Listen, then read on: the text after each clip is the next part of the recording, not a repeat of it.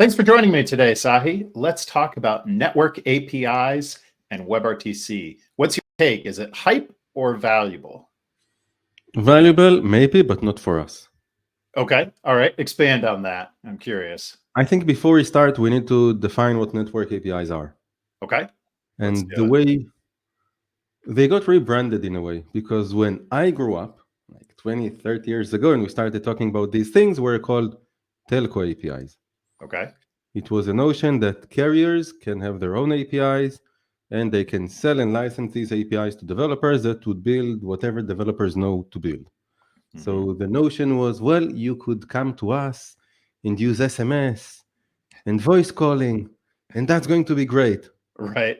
And if you go and look at AT&T or Deutsche Telekom, they actually have these kinds of APIs today for many years now. Mm-hmm. Now, I dare you to find a developer that uses these APIs directly. Right. Okay, and I think that's where the problem lies.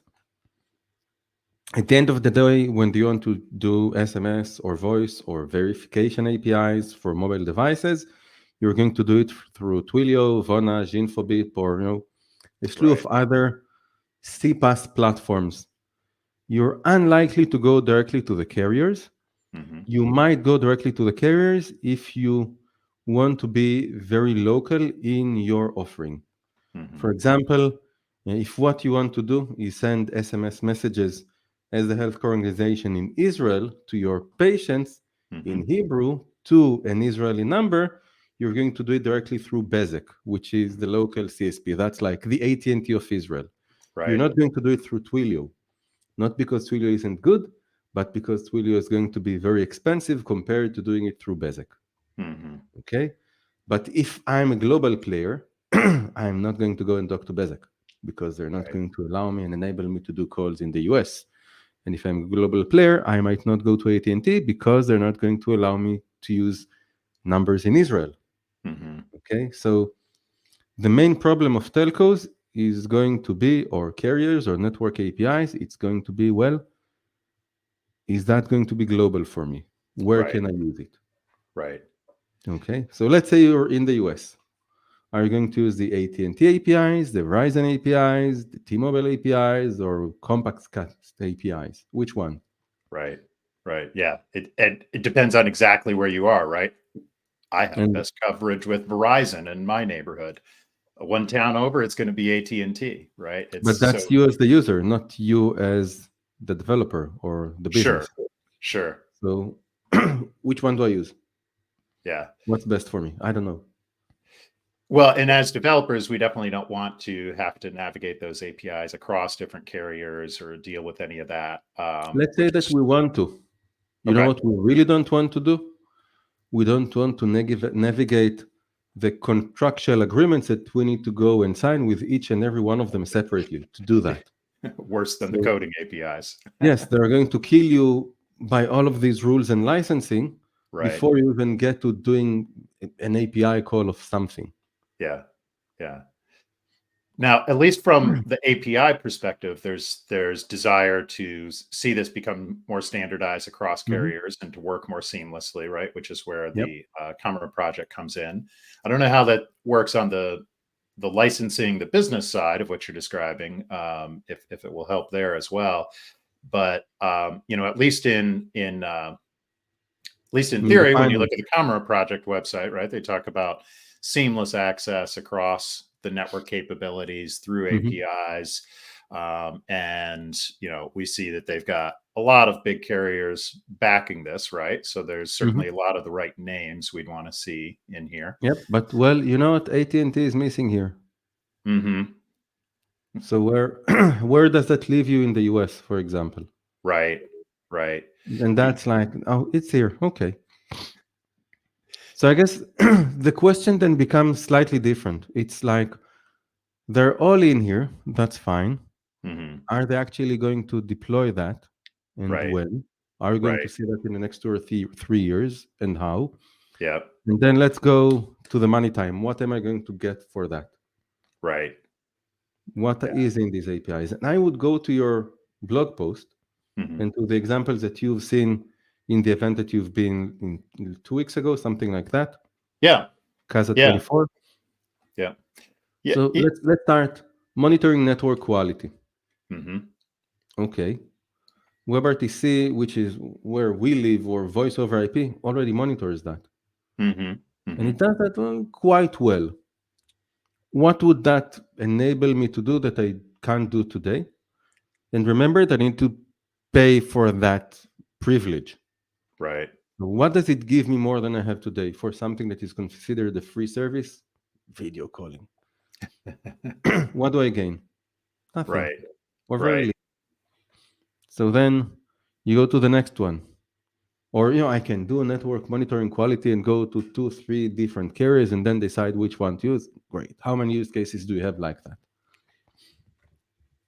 Network slicing for performance. Mm-hmm. With the example of drones.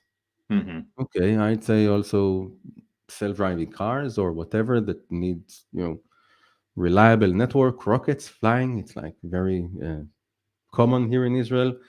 And then the question is this: how many of these use cases really need that? Right. Would you be using network slicing to do your next video call or your next session with me next month? Nope. Probably not. Nope. Why? Because I don't need it. Right. We've used networks before. We've learned that they are not reliable, and we work around that fact. Mm-hmm. So making them more reliable by paying for network slicing is nice, Yeah. but it's useless for many of the use cases. In many cases here today, what I do is WhatsApp calls in my house because guess what? The reception is better.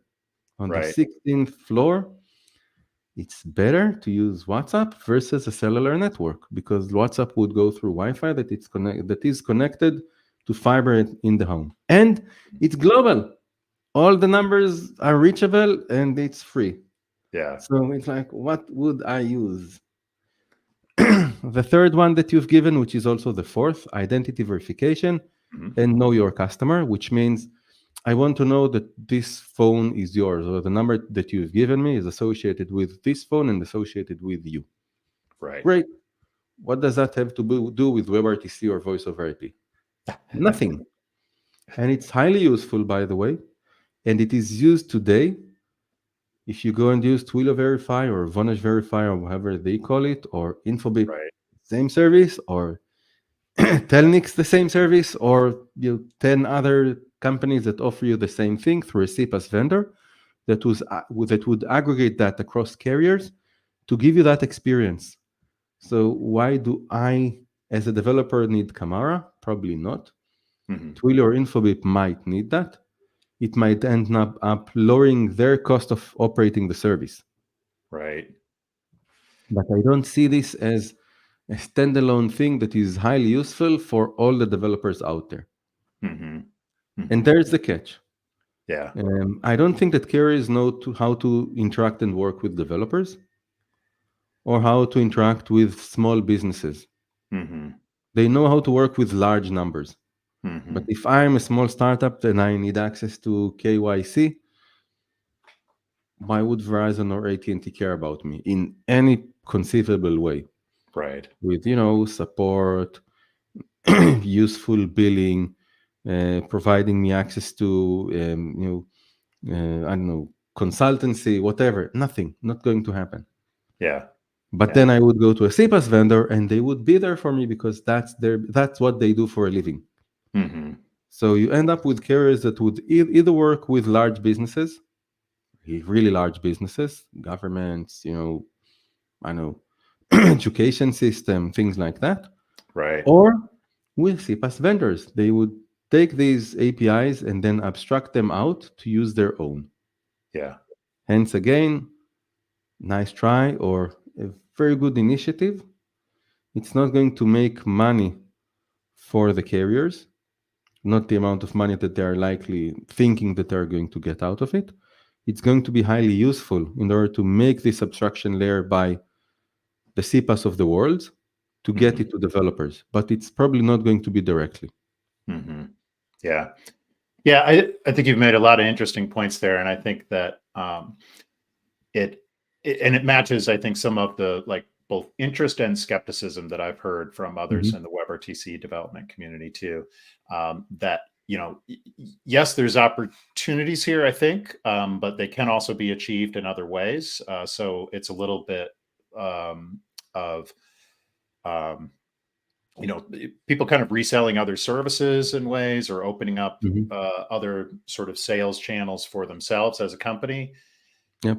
I think in some niche use cases, like network slicing for drones and stuff like that, there are things that you know don't exist so much now that are new opportunities, but they're small niches, right? And so they're Mhm. not going to be the vast majority of the applications that we're Yes. dealing with, right? But there's some interesting opportunities there, but definitely challenges too. With there is a bit of a gap that between kind of the background and experience of people in the telcos versus kind of the web development community. And Mhm. in WebRTC, we've always kind of sat a little bit as a bridge between those communities, I would say. But Yep. this sort of highlights some of those differences, I think, too. And so I Yes. think that's how do they convince developers to use this? I think is certainly an interesting challenge Yep. for it going forward. And again, there's a second part.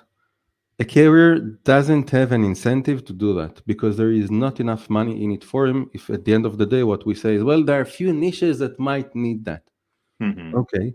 I worked at Amdocs like 15 years ago. I remember coming with the idea of let's do something around CPaaS and APIs because it's important, and there's Twilio and Tropo at Mm-hmm. the time. Tropo, we don't even remember it today as a company. They were the same size. Tropo took the route of working with carriers more than developers, Mm-hmm. and see where they are today. And I remember the GM of our business unit, he was my manager's manager in a meeting. He was in charge of 5,000 employees. He's sitting there looking at all that and saying, well, if this market is going to be $400 million in 5 years, that was years ago, it's not interesting enough for us, for a company like ours. Right. So, and this is going to be the mindset of carriers because Amdocs was a company that, and is a company that sells to carriers. It's their market, and this is the mindset. So if your Mm-hmm. mindset is like, no, $100 million is not enough, well, Mm-hmm. there's no point in doing that. That's my view. Well, just to state it for the record, if there's someone watching this who has $100 million market that they do need a niche network API developer for, Yep. give us a call, give Tsahi a call. We'll all be happy to work on it of that size of market for us. But yeah, there's definitely a different mindset. And so, yeah, I think this is an interesting space to watch. I'm starting to learn more about it myself. Mm-hmm. And yeah, well, I think we'll leave it there. Let's see where this goes. I think it will Definitely. be interesting to see. So we'll continue to watch this ourselves, and I'm sure you'll talk about it at times too. For those of you interested in learning more about Tsahi's work and seeing his updates on this, check him out at bloggeek.me. And to learn more about future episodes of WebRTC Live and our work and our take on these sorts of things, check us out at WebRTC.ventures. Tsahi, thanks again for joining me today for this industry insight and all of the insights you always share with us. Thanks, Arin. All right, let's make it live.